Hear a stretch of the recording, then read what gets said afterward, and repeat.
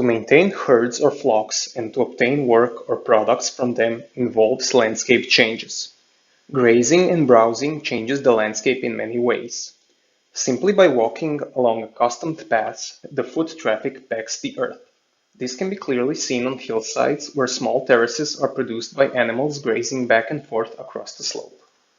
Selective feeding on choice plants can change the composition of a pasture by allowing the less choice plants to become dominant. Overgrazing is a well-known outcome when too many animals are maintained in an area that cannot sustain them. This often results in erosion, loss of topsoil, and the degradation of the land. Several domestic animals assisted in changing the landscape by clearing forests to create conditions for tilling the soil. When cultivation is accompanied by canals, irrigation, or terracing, environmental modifications are even more pronounced. Animal husbandry and agriculture usually go hand in hand.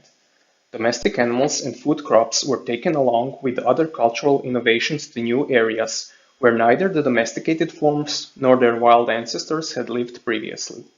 This shift did not occur suddenly or simultaneously throughout the world. The introduction of domestic animals into new areas where they came in contact with indigenous domesticates or into virgin territories devoid of competitors or pathogens had a major impact on many ecosystems.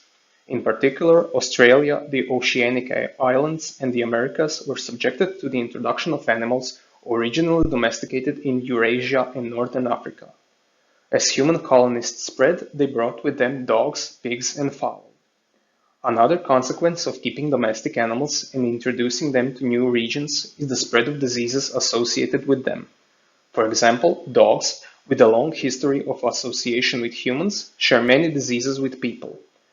When people with domestic animals and their diseases moved into areas already populated, such as Australia and the Americas, diseases spread rapidly among people without antibody defenses. Introduction of these animals had disastrous consequences for the biosphere of the New World.